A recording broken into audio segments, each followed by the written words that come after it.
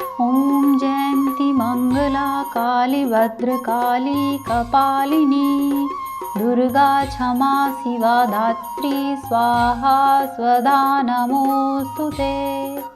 जय माता दी। गुप्त नवरात्रि के तीसरे दिन माँ षोडशी की पूजा करने का नियम है।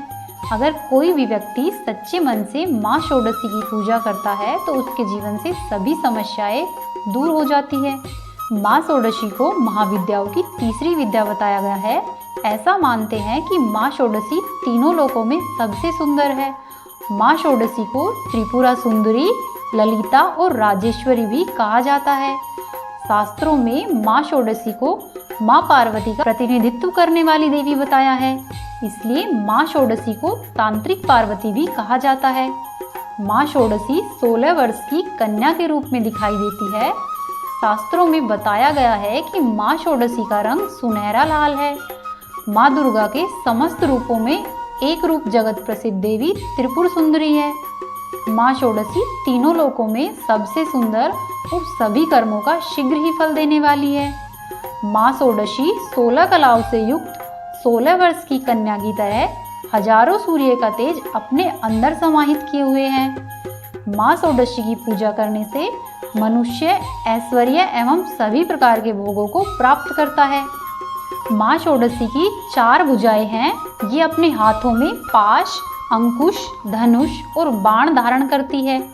श्रद्धा पूर्वक माँ षोडशी की पूजा करने से मनुष्य को सुख समृद्धि मिलती है, पारिवारिक सुख और अनुकूल जीवन साथी भी मिलता है।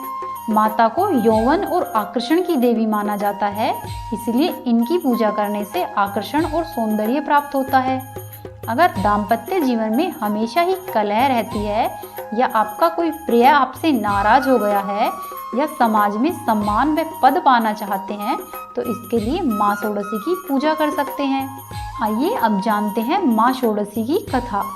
पौराणिक कथा के अनुसार जब भगवान शिव ने क्रोध के कारण कामदेव को अपने तीसरे नेत्र से भस्म कर दिया था, उस समय भगवान शिव के गणों ने उस भस्म को समेटकर उसे गीला करके एक सुंदर पुतला बनाया और भगवान शिव से कहा कि हे भगवान, इस पुतले में प्राण प्रतिष्ठा कर दीजिए। जिसके बाद शिव जी ने उस पुतले में प्राण प्रतिष्ठा कर दी, लेकिन वह भस्म होने से उत्पन्न होने के कारण उससे जो भी पुरुष उत्पन्न हुआ उसमें तमोगुण की बहुत ही अधिकता थी।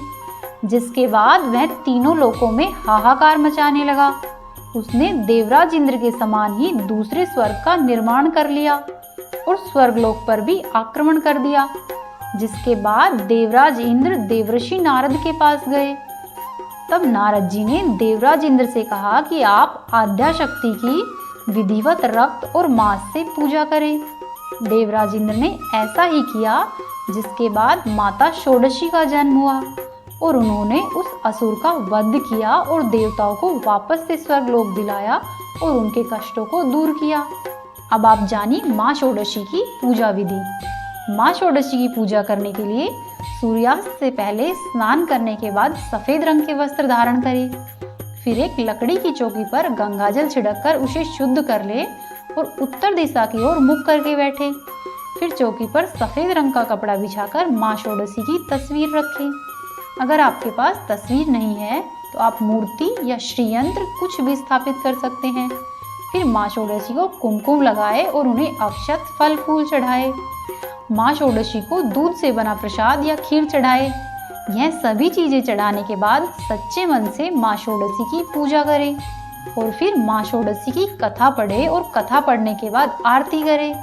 पूजा करने के बाद पूजा में हुई गलती के लिए माँ षोडशी से क्षमा प्रार्थना करें।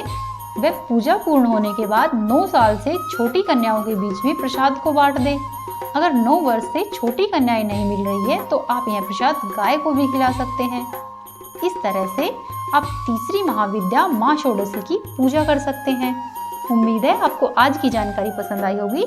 कमेंट बॉक्स में जय माता दी जरूर लिखिए, क्योंकि कमेंट ही आपसे जुड़े रहने का एकमात्र जरिया है। वीडियो को लाइक करें, चैनल को सब्सक्राइब करें और वीडियो को शेयर करें। बोलो ओमकारा शेरावाली का बोल, साचे दरबार की जय।